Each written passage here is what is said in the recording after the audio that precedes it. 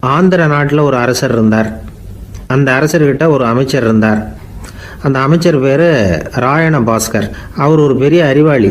அது மட்டும் இல்லை, மிகச்சிறந்த கொடையாளி. யார் எது கேட்டாலும் இல்லைன்னு சொல்ல மாட்டாராம். அதன் காரணமாகவே அவர்கிட்ட இருந்த செல்வம் நாளுக்கு நாள் குறைஞ்சிக்கிட்டே வந்துட்டு தான். கடைசியில் குடும்பத்துக்குன்னு எதுவும் வைக்காமலே அவர் போய் சேர்ந்துட்டார். மகனும் இறந்துட்டார். அந்த குடும்பத்தில் மிஞ்சி இருந்தது அவருடைய மருமகள், ஒரு பேரன், அவ்வளவுதான். இருந்த ஒரே சொத்து பழுதடைஞ்ச ஒரு வீடு. அந்த அம்மா மற்ற வீடுகளில் வேலை செஞ்சு தன்னுடைய பிள்ளைய படிக்க வச்சுக்கிட்டு வராங்க. அந்த புள்ள ஒரு பெரிய வள்ளலுடைய பேரனுங்கிறது அந்த பள்ளி வாத்தியார்களுக்கும் தெரியும். அதனால் அவங்களும் இவங்ககிட்ட கொஞ்சம் அன்பாகவும் அக்கறையாகவும் பழகி பாடம் சொல்லி கொடுத்துக்கிட்டு இருக்கிறாங்க. ஒரு நாள் ஒரு புகழ்பெற்ற கவிஞர் ஒருத்தர் அந்த பள்ளிக்கூடத்துக்கு வந்திருக்கிறார். ஆசிரியர்கள்கிட்ட பேசிக்கிட்டு இருந்தப்போ ஒரு செய்தியை சொன்னாராம். ராயண பாஸ்கருங்கிற வள்ளல் எனக்கு நிறைய உதவிகள் செஞ்சிருக்கார், என்னை பாராட்டி பரிசுகள்லாம் கொடுத்துருக்கிறார். அந்த வள்ளல் வாழ்ந்த கிராமத்தை பார்க்கணுங்கிறதுக்காக தான் இப்போ இங்கே வந்திருக்கிறேன் அப்படின்னாராம். ஆசிரியர் உடனே இந்த பையனை கூப்பிட்டு, இதை பாருங்கள், இவன் யார் தெரியுமா, நீங்கள் குறிப்பிடுகிற அந்த வள்ளலின் பேரன் அப்படின்னு அறிமுகப்படுத்தினாராம். கவிஞரின் கண்களில் ஆனந்த கண்ணீர். அந்த பரவச நிலையிலேயே அந்த வள்ளலை பற்றி கவி பாட ஆரம்பிச்சுட்டாராம். இந்த சின்ன பையன் அதை கேட்டிருக்கிறான். உடனே என்ன பண்ணான் தெரியுமோ, தன் கையில் அணிஞ்சிருந்த ஒரு பொன் வளையலை கழட்டி அந்த கவிஞருக்கு பரிசாக கொடுத்துட்டானான். எல்லாருக்கும் ஆச்சரியம். தாத்தா இருக்கும் நிலையில் கொடுத்தார், பேரன் இல்லாத நிலையிலையும் கொடுக்குறான். பையனை எல்லாரும் பாராட்டினாங்களாம். இருந்தாலும் அவனுக்குள்ள ஒரு பயம் எதுவும் ஆரம்பமாச்சு. பள்ளிக்கூடம் விட்டு வீட்டுக்கு வரும்பொழுது அந்த பயம் இன்னும் அதிகமாயிட்டுது. அம்மா என்ன சொல்லுவாங்களோ தெரியலையே, ஏதோ திடீர்னு தோணிச்சு வளையல கட்டி கொடுக்கணும்னு கொடுத்துட்டோம். குடும்பம் இருக்கிற நிலையில் இப்படி நான் செஞ்சது தப்பா, வீட்டு செலவுக்கே அம்மா எவ்வளவு கஷ்டப்படுறாங்க, வீட்டுக்கு போனதும் என்ன நடக்குமோ தெரியலையே அப்படின்னு நினச்சி பயந்துக்கிட்டே அவன் வீட்டுக்குள்ளே அடி எடுத்து வைக்கிறான். அம்மா கூப்பிட்டு சாப்பாடு போட்டாங்க. அவங்க கண்ணில் படக்கூடாதுங்கிறதுக்காக ஒரு கையை பின்னாடி மறைச்சிக்கிட்டே இருந்தான். அம்மா இதை கவனிச்சிட்டாங்க. உன் கையை ஏன் அப்படி வச்சிருக்கிற, உன் கைக்கு என்னாச்சு, ஏதாவது அடிபட்டு போச்சா அப்படின்னு கேட்டுக்கிட்டே கையை எடுத்து பார்க்குறாங்க. வளையல காணலை. வளையல் எங்கே அப்படின்னு கேட்குறாங்க. இவன் தயங்கிக்கிட்டே நடந்ததை சொல்கிறான். அதை கேட்டதும் அந்த அம்மாவோட முகம் கோபத்தால் சவுந்து போச்சான். முட்டாளே, என்ன காரியம் பண்ண அப்படின்னு கன்னத்தில் அரைஞ்சிட்டாங்களாம். அம்மா, என்னை அடிக்காத, ஏதோ தெரியாமல் தப்பு பண்ணிட்டேன் அப்படின்ட்டுருக்கான். மகனே, வளையலை கொடுத்ததுக்காக நான் உன்னை அடிக்கலை அப்படிங்க, பின்ன எதுக்கு அடித்தேன்னு கேட்டிருக்கான். உன் பாட்டனார் ஒரு பெரிய வள்ளல், அவர் எதையும் பாதி வேலையை செய்கிறதில்ல, அவருடைய பேரை நீ அரைகுறை வேலை செஞ்சுட்டு வந்திருக்கிற அப்படின்னாங்களாம். என்னம்மா சொல்கிறேன்ருக்கான். நீ ஒரே ஒரு வளையலை மட்டும்தானே கட்டி கொடுத்துருக்குற, கொடுக்குறதா இருந்தால் ரெண்டையும் சேர்த்துல கொடுத்துருக்கணும், அதுதானே உங்கள் தாத்தாவுக்கு பெருமை அப்படின்னாங்களாம். அம்மா, தெரியாமல் இப்படி செஞ்சுட்டேன், உங்ககிட்டையும் அரை வாங்கிட்டேன் அப்படி இப்படின்னு அவன் சொல்லியிருக்கிறான். இப்போ அம்மா கொஞ்சம் இருங்க, அந்த கவிஞர் இன்னைக்கு நம்ம ஊரில் தான் தங்கியிருப்பார், நாளைக்கு காலையில் தான் அவர் எங்கே இருக்காருன்னு விசாரித்து இன்னொரு வளையலையும் கொடுத்துட்றேன் அப்படின்ட்டுருக்கான். மகனே, நல்ல செயல்களையெல்லாம் நாளைக்குன்னு ஒத்தி போடாத, நாளைக்கு என்ன நடக்குங்கிறது யாருக்கு தெரியும், இப்போவே போ, எங்கே இருக்காருன்னு பாரு அப்படின்ட்டுருக்காங்க. மகன் புறப்பட்டான். பள்ளி ஆசிரியர்கிட்ட போய் கேட்டானா அந்த கவிஞர் எங்கே இருக்காருன்னு. அவர் சொன்னாராம். உடனே போய் அவர் இருக்கிற இடத்துல கதவை தட்டியிருக்கான். ராத்திரி நேரத்தில் இவனை கண்டதும் அவருக்கு ரொம்ப ஆச்சரியம். இவன் இன்னொரு கை வளையலையும் எடுத்து நீட்டியிருக்கான். அவர் திகைச்சு போய் நிற்கிறார். அவரால் என்ன பண்ணுறதுன்னே தெரியல. ஆனந்த கண்ணீர். இது பெரியவர்கள் கூற கேட்ட ஒரு வரலாறு. இன்னைக்கு இப்படிப்பட்டவங்களை பார்க்க முடியுமா?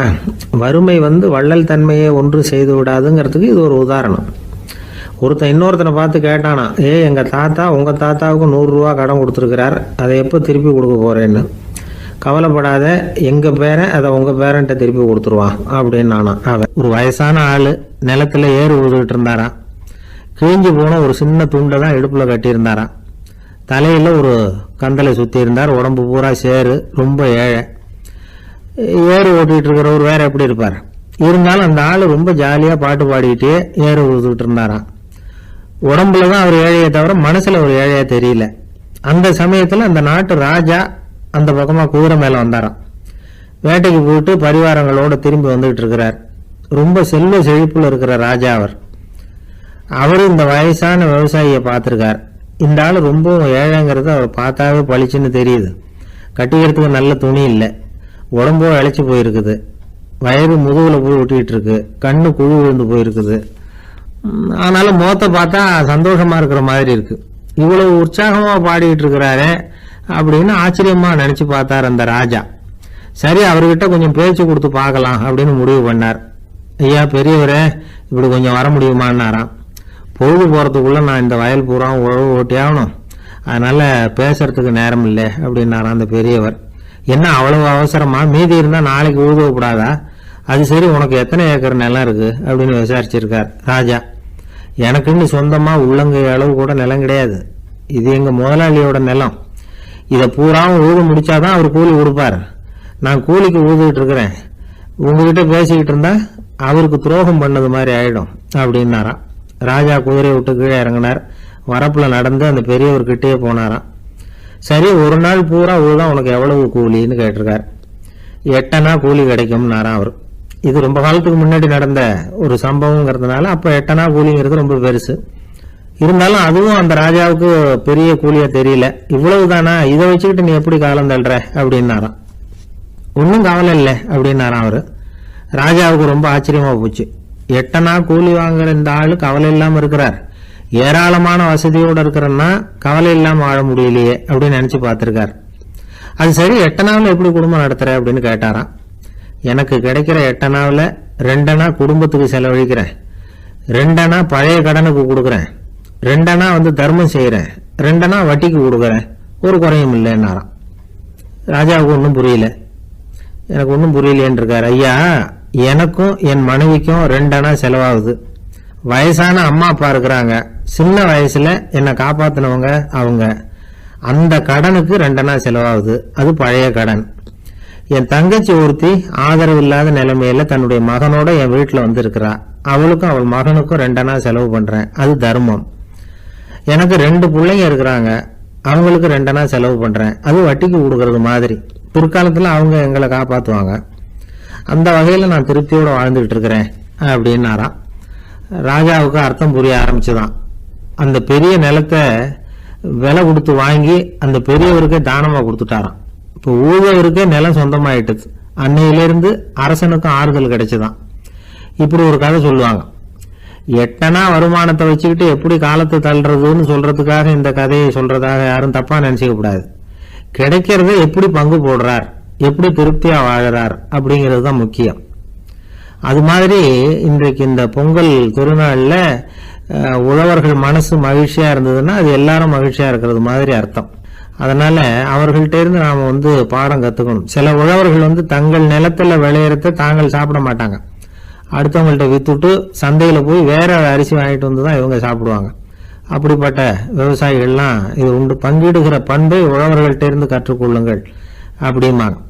ஒரு ஆள் நிம்மதியா மகிழ்ச்சியா இருந்தானா, உங்க நிம்மதிக்கும் மகிழ்ச்சிக்கும் என்ன காரணம்னு கேட்டிருக்காரு இன்னொருத்தர். என்கிட்ட இருந்தது பூராவையும் என் பிள்ளைங்களுக்கு சமமா பங்கு போட்டு கொடுத்துட்டேன், எனக்குன்னு எதுவுமே வச்சுக்கல, அதுதான் நிம்மதிக்கு காரணம்னு இருக்கான். உங்ககிட்ட இருந்தது எவ்வளவு இருந்தது அப்படின்னு கேட்டிருக்காரு அவரு. மொத்தமா ஒரு 50,000 ரூபாய் இருக்கும் அப்படின்னு இருக்கான். அவ்வளவும் பணமாவே இருந்ததா அப்படின்னு கேட்டிருக்காங்க அவங்க. இல்லைங்க, அவ்வளவும் கடன், அதை தான் பிரிச்சு கொடுத்துருக்கேன் பிள்ளைங்க கிட்ட அப்படின்னு நானா. அவன் ஒரு ஊர்ல ஒரு பெரிய ஞானி இருந்தார். அவர் படுக்கையில் இருந்தார். இன்னும் கொஞ்ச நேரம்தான் அவர் இந்த உலகத்தில் இருக்க போறார். அவரை சுற்றி ஏகப்பட்ட கூட்டம். ஏற்கனவே அவருடைய உபதேசங்களை கேட்டவங்க பல பேர் அவரை சுற்றி நிற்கிறாங்க. அந்த ஞானி மெதுவாக கண்ணை திறந்து பார்க்குறார். எல்லாரும் அவருடைய கடைசி வார்த்தையை கேட்கறதுக்காக அவளோட காத்துக்கிட்டு இருக்கிறாங்க. அந்த ஞானி மெதுவாக பேச ஆரம்பித்தார். நான் என்னுடைய வாழ்நாள் பூராவும் உங்களுக்கு நிறைய போதனைகள் சொல்லிக்கிட்டு இருக்கிறேன். பேரானந்தம், மகிழ்ச்சி, தியானத்தன்மை, இதை பற்றியெல்லாம் சொல்லியிருக்கிறேன். இப்போ நான் வேற ஒரு கரைக்கு போய்கிட்டு இருக்கிறேன். நான் இனிமேல் இந்த கரையில் இருக்க மாட்டேன். நீங்கள் நான் சொன்னதையெல்லாம் கேட்டீங்க, ஆனால் எதையும் நீங்கள் நடைமுறைப்படுத்தி பார்க்கல. எல்லாம் கேட்டதோட சரி, அதோட விட்டுவிட்டீங்க. அப்புறம் அதை தள்ளி போட்டுக்கிட்டே வந்துட்டீங்க. மேலும் அதை தள்ளி போடுறதுல எந்த பிரயோஜனமும் கிடையாது. இப்போ நான் போய்கிட்டு இருக்கிறேன், உங்களில் யாராவது என்னோட வர்றதுக்கு தயாரா அப்படின்னு கேட்டார். அவ்வளவுதான், யாரும் வாயை திறக்கல. ஒரே மௌனம், சத்தமே இல்லை. ஒருத்தர் பார்த்துக்கிட்டே நிற்கிறாங்க. அந்த கூட்டத்தில் ஒரு ஆள் அந்த ஞானி கூடவே 40 வருஷத்துக்கு மேலே இருந்திருக்கிறான். அவனும் வாயை திறக்காமல் இன்னொருத்தன் முகத்தை பார்த்துக்கிட்டே நிற்கிறான். இந்த சமயத்தில் பின்னாடி நின்றுக்கிட்டு இருந்த ஒருத்தன் கையை தூக்கினான். ஞானி அவனை பார்த்தார். சரி, ஒருத்தனுக்காவது நம்மோட வர்றதுக்கு தைரியம் இருக்குது அப்படின்னு நினைச்சார். ஆனால் அந்த ஆள் என்ன சொன்னான் தெரியுமா? ஐயா, நீங்கள் கேட்குறப்போ நான் உடனே எழுந்திருக்கல, கையை மட்டும்தான் தூக்கினேன். என்ன காரணம்னா, நான் எப்படி அடுத்த கரைக்கு சேர்றதுங்கிறது தெரிஞ்சுக்கிறதுக்காக தான். அந்த விவரத்தை மட்டும் இப்போ உங்ககிட்ட இருந்து நான் தெரிஞ்சுக்க ஆசைப்படுறேன். ஏன்னா இப்போ நான் உங்கள் கூட வர்றதுக்கு தயாராக இல்லை. எவ்வளவோ காரியங்களை நான் இன்னும் இங்கே முடிக்க வேண்டியிருக்குது. வீட்டுக்கு ஒரு விருந்தினர் வந்திருக்கிறார். என்னுடைய இளைய மகனுக்கு கல்யாணம் பண்ணி வைக்கணும். அதனால் இன்றைக்கி உங்கள் கூட வர முடியாது. அது மட்டும் இல்லை, இப்போ உங்கள் கூட அடுத்த கரைக்கு வந்தால் திரும்பி வர முடியாதுன்னு வேறு சொல்கிறீங்க. அதனால் இப்போ நான் வரல. இன்னொரு நாள் நிச்சயமாக நான் வர்றேங்க, வந்து உங்களை சந்திக்கிறேன். அதனால் இப்போ நீங்கள் இன்னொரு தடவை எங்களுக்கு விளக்கமாக சொல்லணும். ஏற்கனவே பல தடவை சொல்லியிருக்கிறீங்க. தயவு பண்ணி இப்போ ஒரு தடவை சொன்னீங்கன்னா சௌகரியமாக இருக்கும். அந்த அடுத்த கரையை அடையிறது எப்படி, இப்போ ஒரு தடவை அதை விளக்கமாக சொல்லிட்டீங்கன்னா நல்லா ஞாபகப்படுத்திக்குவேன். அது சரியான சமயம் வர்றப்போ இது எனக்கு உதவியாக இருக்கும் அப்படின்னு நானா. ஆனால் உண்மை என்ன தெரியுமா, அந்த சரியான சமயம் வரவே இல்லை அப்படிங்கிறது தான் உண்மை. இப்படி அந்த கதை முடியும். இந்த கதை அந்த ஒரு ஆளுக்கு மட்டும் இல்லை, கிட்டத்தட்ட எல்லாருக்குமே அது பொருந்தும் அப்படிங்கிறாங்க விவரம் தெரிஞ்சவங்க. எல்லாருமே அந்த சரியான தருணத்துக்காக தான் காத்துக்கிட்டு இருக்கிறாங்களாம். அதுக்காக ஜோசியம் பார்க்குறாங்க, கைரேகை பார்க்குறாங்க, நாளைக்கு என்ன நடக்குங்கிற ஆவலில் எல்லாரும் காத்துக்கிட்டு இருக்கிறாங்க. ஆனால் அந்த ஒரு நாள் ஒருபோதும் வரப்போகிறதில்ல. நீங்கள் தள்ளி போடுறதுக்காக பல அர்த்தமில்லாத காரணங்களை தேடுறீங்க அப்படிங்கிறார் ஒரு ஞானி. காத்திருக்கிறதுலேயே நம்ம காலம் ஓடி போயிடுது. ஏன்னா இன்னைக்கு நாம் சிந்திக்கிறது நாளைக்கு நாம் சிந்திக்கிறது இல்லை. ஒவ்வொரு நாளும் ஒவ்வொரு மாதிரி போயிடுது. நாளைக்கு மறுநாளை பற்றியே சிந்திக்கிறோம். இப்படியே அது பாட்டுக்கு போயிடும். கரையை தொட்டு பார்க்குறது எப்போ, இதுதான் கேள்வி. நமக்கு வேண்டியப்பட்ட ஒருத்தர் ஒரு ரயில்வே பிளாட்ஃபாரத்தில் நின்றுட்டு இருக்கிறார். அங்கே இருக்கிறவங்க கிட்ட கேட்குறாராம், விசாரிக்கிறார். ஏங்க கிழக்க போகிற ரயில் போயிட்டுதுங்களான்னாராம். போயிட்டுதுன்னு இருக்கிறாங்க. கொஞ்ச நேரம் கழிச்சு ஏங்க மேற்க போகிற ரயில் போயிட்டுதுங்களான்னு கேட்டிருக்காரு. போயிட்டுதுங்களான் இருக்காங்க. அப்புறம் கொஞ்ச நேரம் கழிச்சு மறுபடியும் ஏங்க 10:30 மணி வண்டி போயிட்டுதான்னு கேட்டிருக்காரு. தொடர்ந்து காலையிலேருந்து சாயந்தரம் வரைக்கும் இப்படி ஒரே இடத்துல நின்றுட்டு கேட்டுக்கிட்டே இருக்கிறார். இதை பார்த்துக்கிட்டு இருந்த ஒருத்தர் அவர்கிட்ட ஏங்க நீங்கள் எங்கே போகணும் அப்படின்னு கேட்டாராம். இவர் மெதுவாக சொன்னாராம், இந்த ரயில்வே லைனை தாண்டி அந்த பக்கம் போகணும் அப்படின்னாராம். ஒரு அழகான கடற்கரை. சுற்றுலா பயணிகள் நிறைய பேர் அங்கே போகிறது வழக்கம். சனி ஞாயிறு கூட்டம் அதிகமாக இருக்கும். அதோட விளைவு என்னங்கிறது அடுத்த நாள் தான் தெரியும். ஆமாம், அந்த கடற்கரையை சுத்தப்படுத்துகிற தொழிலாளிகள் திங்கட்கிழமை ரொம்ப சிரமப்படுவாங்க. சனி ஞாயிறு வந்த கூட்டம் கடற்கரை பூராவும் காலி ஐஸ்கிரீம் கப்புகளை வீசி எறிஞ்சிட்டு போயிடுவோம். ஆயிரக்கணக்கான கப்புகள் அங்கே பரவலாக கிடக்கும். அதையெல்லாம் பொறுக்கி எடுத்து சுத்தம் பண்ணி ஆகணும். இதனால் திங்கட்கிழமை வேலைக்கு வர்றதுக்கு எல்லோரும் பயப்படுவாங்க. அப்படி ஒரு நிலைமை. பல பேர் அன்னைக்கு லீவ் எடுத்துகிட்டு போயிடுறது வழக்கம். நமக்கு எதுக்கு இன்றைக்கி தொந்தரவுன்னு. இது ஒரு பெரிய பிரச்சனையாக இருந்தது. இதுக்கு என்ன பண்ணலாம் அப்படின்னு யோசனை பண்ணாங்க. ஒரு ஆலோசனை கூட்டத்துக்கு ஏற்பாடு பண்ணாங்களாம். அந்த நகர நிர்வாக அலுவலர்கள், பணியாளர்கள் எல்லாரும் அதில் கலந்துக்கிட்டாங்க. கூட்டம் ஆரம்பமாச்சு. ஆரம்பத்தில் சொன்னாங்க, இந்த பிரச்சனைக்கு ஒரு தீர்வு வேணும், என்ன பண்ணலாம், அதை முடிவு செய்கிறதுக்கு தான் இந்த கூட்டம். இதில் நீங்கள் செய்ய வேண்டியது என்னென்னா, உங்களுக்கு தோன்றுகிற யோசனை எதுவாக இருந்தாலும் சொல்லுங்கள். கொஞ்சம் கூட தயக்கம் வேண்டாம். நாம் சொல்கிற யோசனை ஈடுபடுமா படாதா அப்படின்லாம் யோசிக்க வேணாம். எல்லாருடைய யோசனைகளையும் அப்படியே பதிவு செய்துக்கிறோம்.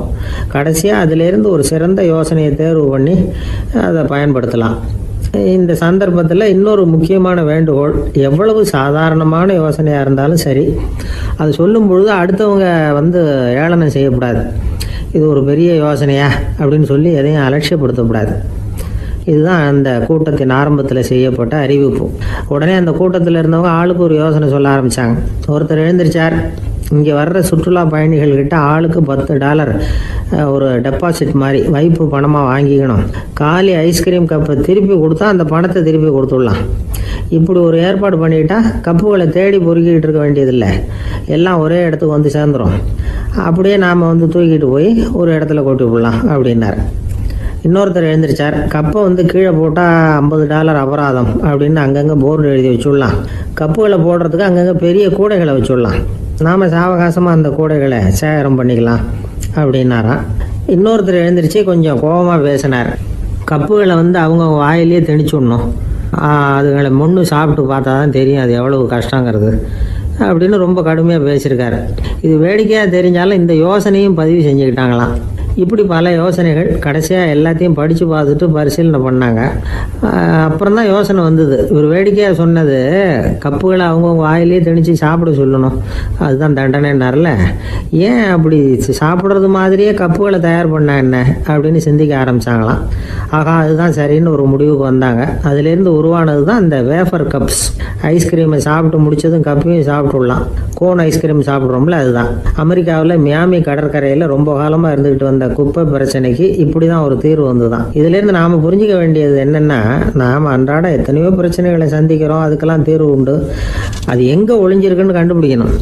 அந்த அந்த யோசனையையும் நல்லா தீவிரமாக யோசிக்கணும். யார் என்ன யோசனை சொன்னாலும் அதை அலட்சியப்படுத்தக்கூடாது. அக்கறையோடு கவனிக்கணும், அதை யோசித்து பார்க்கணும். ஒரு அம்மா தன்னோட வீட்டுக்காரரை ஒரு மனநல மருத்துவர்கிட்ட அழைச்சிட்டு வந்தாங்களாம். டாக்டர், இவருக்கு கோன் ஐஸ்கிரீம் பிடிக்கல, பேப்பர் கப்பில் இருக்கிற ஐஸ்கிரீம் தான் வேணும்னு அடம் பிடிக்கிறார் அப்படின்னாங்களாம். அது ஒன்றும் தப்பு இல்லையேன்னாராம் டாக்டர். இதுக்கு அந்த அம்மா சொன்னாங்களாம், இவர் கப்பு ஐஸ்கிரீம் வாங்குறதுல தப்பு இல்லை டாக்டர், பிரச்சனை அது இல்லை. அப்புறம் வேற என்னன்னு கேட்டிருக்காரு. வாங்கினதும் ஐஸ்கிரீமை கீழே கொட்டிவிட்டு அந்த பேப்பர் கப்பை மட்டும் விரும்பி சாப்பிட்றார், அதனால தான் உங்ககிட்ட அழைச்சிட்டு வந்தேன் அப்படின்னாங்களாம். ஒரு ஊரில் ஒரு ராஜா இருந்தார். பெரிய அரண்மனையில் தான் இருக்கிறார். எல்லா வசதியும் இருந்தது. இருந்தாலும் அவர் எல்லாரும் சொல்கிறது எப்படி தெரியுமா, பிச்சைக்கார ராஜா. அப்படி ஒரு பேர் அவருக்கு நிலைச்சி போச்சு. ஜனங்களும் சரி, மற்ற தேசங்களில் உள்ளவங்களும் சரி, அவர் அந்த பேர் சொல்லியே குறிப்பிடுறது வழக்கமாக போட்டுது. இது அவருக்கு ரொம்ப கவலையாக போச்சு. என்ன இது, நம்மளை தேடி வர்றவங்களுக்கெல்லாம் நாம் சோறு போடுறோம், நம்ம புகழ்ந்து பாடல் ஏற்றி கொண்டு வர்ற புலவர்களுக்கெல்லாம் அவங்க எப்படி வந்தாலும் ஒருவேளை சோறு போடணுங்கிறது உத்தரவு. இவ்வளவுலாம் செஞ்சும் நம்மளை போய் பிச்சைக்கார ராஜான்னு எல்லாரும் சொல்கிறாங்களே, அது ஏன், எதுக்காக இப்படி சொல்கிறாங்க? இதுதான் ராஜாவுக்கு குழப்பம். சரி, இதை பற்றி நம்ம அமைச்சர்கள்கிட்ட கேட்கலாமா அப்படின்னு யோசனை பண்ணார். இந்த விஷயத்தை போய் அவங்ககிட்ட எப்படி கேட்கறதுன்னு அவருக்கு தயக்கமாக இருந்தது. கௌரவ குறைச்சலாக தெரிஞ்சுது அவருக்கு. சரி, சாதாரண குடிமக்கள்கிட்ட இதை பற்றி கேட்கலாமா அப்படின்னு யோசனை பண்ணார். கேட்கலாம், ஆனால் அவங்க யாரும் ராஜா முன்னாடி வந்து நின்று தைரியமாக பேசக்கூடிய அளவுக்கு இல்லை. ராஜாவோட குழப்பம் நாளுக்கு நாள் அதிகமாக போச்சு. கடைசியாக அவர் ஒரு முடிவுக்கு வந்தார். அதாவது, இதை பற்றி ஒரு பிச்சைக்காரங்கிட்டே கேட்டு பார்த்துட்டா என்ன.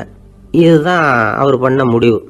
உடனே மாறு வேஷம் போட்டுக்கிட்டு நகர்வலம் போனார். ஒரு பிச்சைக்காரனை கண்டுபிடிச்சார். இதை பாருப்பா, நம்ம ராஜாவை எல்லாரும் பிச்சைக்கார ராஜான்னே சொல்கிறாங்களே, அதுக்கு என்ன காரணமாக இருக்கும் அப்படின்னு கேட்டார்.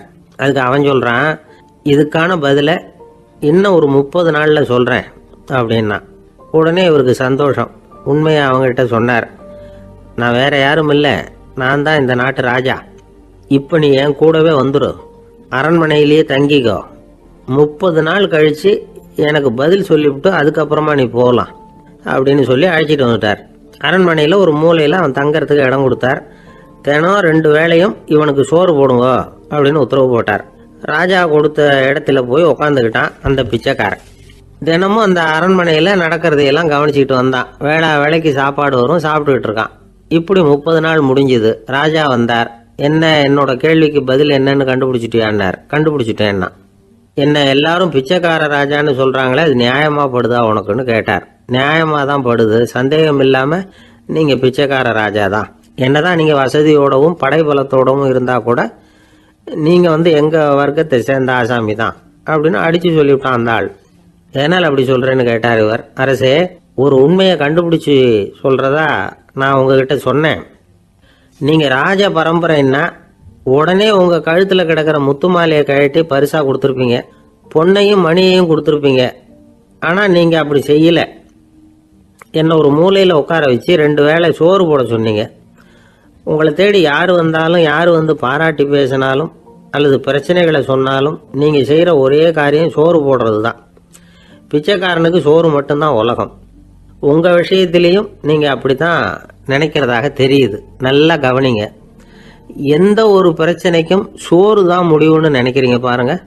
நீங்கள் சந்தேகமில்லாத எங்களை சேர்ந்த ஆளு தான் அப்படின்னு விட்டான் அந்த பிச்சைக்காரன். அதுக்கப்புறம் தான் அந்த ராஜா தன்னுடைய தவறுகளை எல்லாம் தேர்த்திக்கிட்டாராம். பசின்னு வர்றவங்களுக்கு சோறு தான் போடணும், அது தப்பு இல்லை. பாராட்ட வர்றவங்களுக்கெல்லாம் சோத்தையே போட்டு அனுப்புனா இப்படி தான் பேர் வரும். எனக்கு தெரிஞ்ச ஒருத்தர் தினமும் யாராவது ஒருத்தரை தன் வீட்டுக்கு அழைச்சிட்டு போவார், சாப்பாடு போட்டு அனுப்புவார். முன்னறிவிப்பு இல்லாமல் திடீர்னு ஒரு விருந்தாளியோட வீட்டில் போய் இவர் நிற்கிறது வழக்கம். அந்த அம்மாவும் இவருக்காக தயார் பண்ணி வச்சிருந்ததை இவர் அழைச்சிட்டு வந்திருக்கிற விருந்தாளிக்கு போட்டுருவாங்க. விருந்தாளி சாப்பிட்டுட்டு போனதுக்கப்புறம் இவர் மனைவி கிட்ட உனக்கு சிரமம் வேணாம் அப்படின்னு சொல்லிவிட்டு பக்கத்தில் உள்ள ஒரு ஹோட்டலுக்கு போய் காசு கொடுத்து சாப்பிட்டுட்டு வந்துடுவார். பல நாள் இப்படி நடக்கும். ஒரு நாள் அவரை தனியாக கூப்பிட்டுக்கிட்டு போய் ஏன் இப்படி பண்ணுறீங்கன்னு கேட்டோம். அதுக்கு அவர் சொல்கிறாரு, எங்கள் வீட்டு சாப்பாட்டிலேருந்து தப்பிக்கிறதுக்கு எனக்கு வேறு வழி எதுவும் தெரியல சார், அதனால தான் இப்படி பண்ணிகிட்டு இருக்கிறேன் அப்படின்னார் ரொம்ப பரிதாபமாக. ஒரு வயசான அம்மா பெருவழியாக போயிட்டு இருந்தாங்க. அவங்க கையில் எண்ணத்தையோ வச்சுக்கிட்டு அதை அடிக்கடி பார்த்துக்கிட்டே இருந்தாங்க. ஒருத்தன் மெதுவாக அவங்கக்கிட்ட போய் கையில் இருக்கிறது என்ன அப்படின்னு எட்டி பார்த்தா அவங்க கையில் 4 பல் இருந்துதான். இவன் ஆச்சரியமாக அந்த அம்மாவை பார்த்தான். ஏம்மா உனக்கு என்ன பைத்தியமா, ஏது இந்த பல், இதை என்னத்துக்காக கையில் வச்சுக்கிட்டு அலைஞ்சிக்கிட்டு இருக்கிற அப்படின்னு கேட்டிருக்கான். அதுக்கு அந்த அம்மா விவரம் சொல்ல ஆரம்பித்தாங்களாம். இதை பாருப்பா, எனக்கு ஒரு மகன் இருந்தான், அவனை ரொம்ப செல்லமாக வளர்த்தேன்.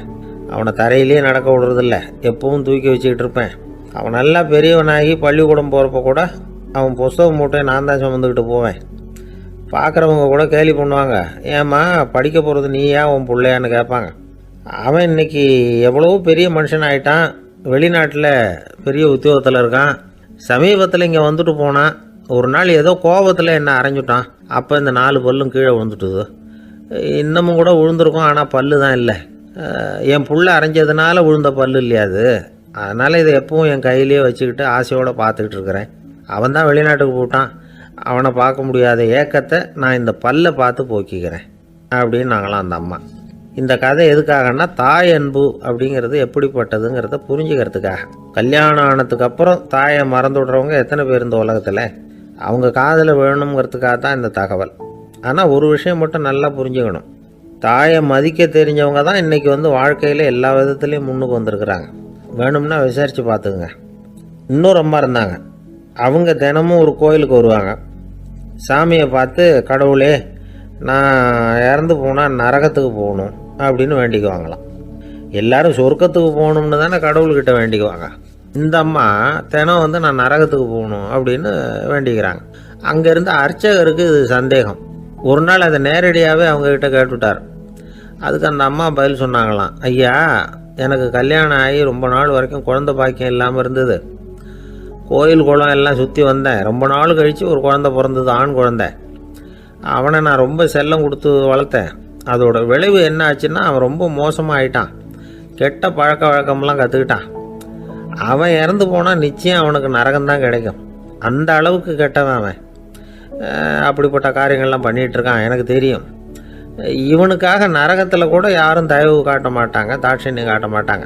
அதனால் இவனுக்கு முந்தி நான் இறந்து நரகத்துக்கு போயிட்டா அங்கே இவனை கவனிச்சிக்கலாமே, இவனுக்கு பணிவிடை செய்யலாமேன்னு பார்க்குறேன் அப்படின்னு நாங்களாம். அதனால தான் நான் நரகத்துக்கு போகணும்னு தினம் ஆண்டவனை வேண்டிகிட்டு இருக்கிறேன் அப்படின்னு கண்கலங்கி அந்த அம்மா சொன்னாங்களாம். அதுதான் தாய் உள்ளம்ங்கிறது. தாயின் பெருமையை சரியாக உணர்ந்துட்டா அவங்களுக்கு எப்பவும் எந்த கஷ்டமும் வராது. இது ஏதோ உபதேசத்துக்காக சொல்கிற வார்த்தை இல்லை, உண்மையான வார்த்தை. இந்த விவரத்தையெல்லாம் நண்பர் ஒருத்தர்கிட்ட சொல்லிக்கிட்டு இருந்தேன். அவர் கொஞ்ச நாள் கழித்து என்னை தேடி வந்தார். அவர் கையிலேயே 4 பல் வச்சுருந்தார்.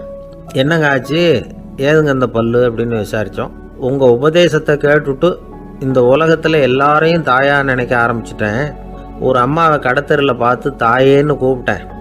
அவங்க உடனே பலார்னு என்னை அரைஞ்சிட்டாங்க, பல் விழுந்துட்டுது.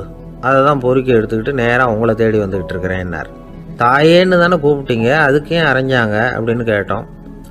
நான் தாயேன்னு கூப்பிட்டது அவங்க காதில் நாயேன்னு விழுந்துட்டு தான், அதுதான் இப்படி ஆயிட்டுது அப்படின்னார்.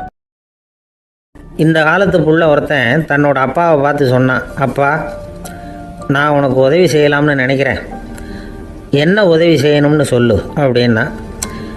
நீ சும்மா இருந்தால் அதுவே எனக்கு செய்கிற பெரிய உதவிடா அப்படின்னார் அப்பா. சும்மா இருக்கிறதும் ஒரு உதவி தான், அது மாதிரி மௌனமும் ஒரு சமூக சேவை தான் அப்படிங்கிறார் காஞ்சி பெரியவர். நமக்கு 5 புலன்கள் இருக்குது, மெய் வாய் கண் மூக்கு செவி. இந்த 5லேயும் அதிகப்படியான வேலை எதுக்குன்னு நினைக்கிறீங்க? வாய்க்கு தான். ஏன்னா அதுக்கு 2 வேலை. இப்போ கண்ணுக்கு பார்க்குறது மட்டும்தான் வேலை, காதுக்கு கேட்குறது மட்டும்தான் வேலை, மூக்குக்கு வாசனை அறியறது தான் வேலை, உடம்புக்கு உணர்றது மட்டும்தான் வேலை. ஆனால் வாய் அப்படி இல்லை, அதுக்கு 2 வேலை. சாப்பிட்றதும் அதுதான், பேசுகிறதும் அதுதான்.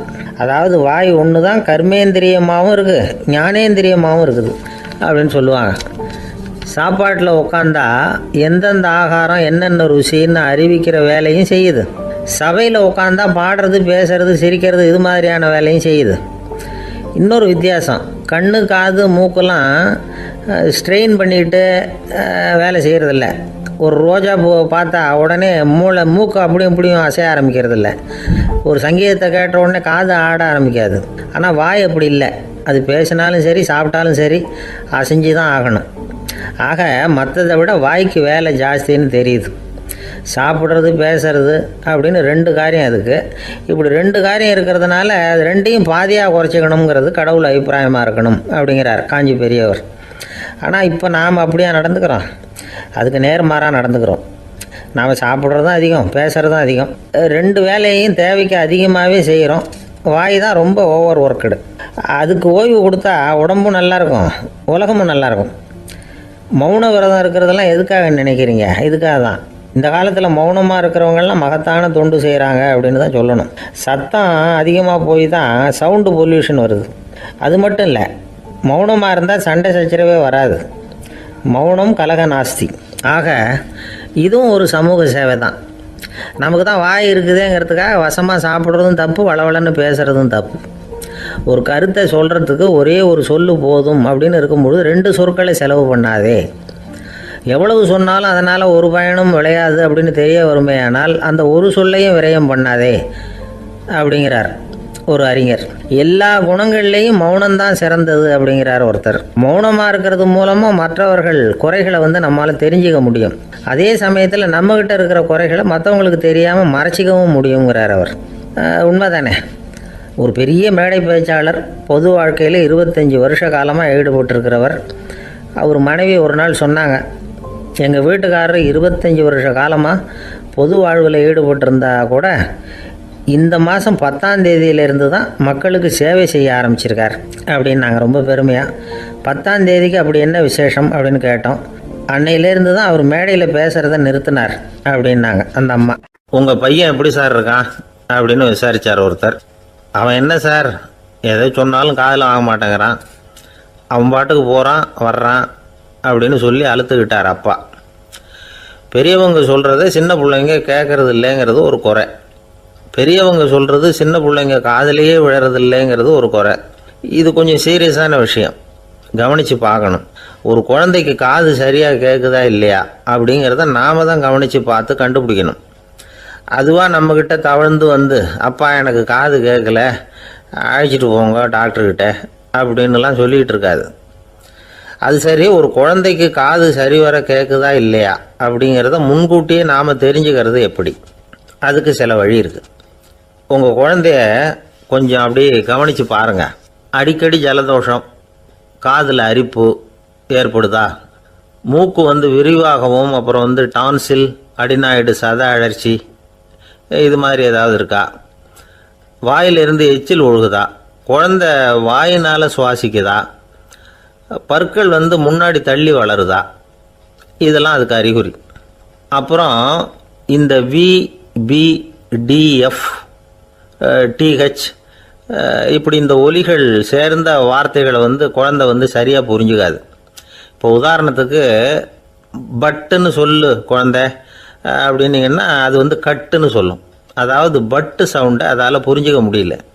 அப்புறம் உங்கள் குழந்தை உங்களை உறக்க பேச சொல்கிறானா, அடிக்கடி கேள்வி கேட்குறானா, சாப்பிட்றப்போ கவனம் இல்லாமல் இருக்கானா, படிப்பில் போதுமான முன்னேற்றம் இல்லையா, வகுப்பில் சரியாக கவனிக்கிறது இல்லையா, இப்படிலாம் இருந்தால் ஆரம்பத்திலேயே டாக்டர்கிட்ட அழைச்சிட்டு போய் சிகிச்சையை ஆரம்பிச்சுடலாம், குணப்படுத்தி விடலாம்.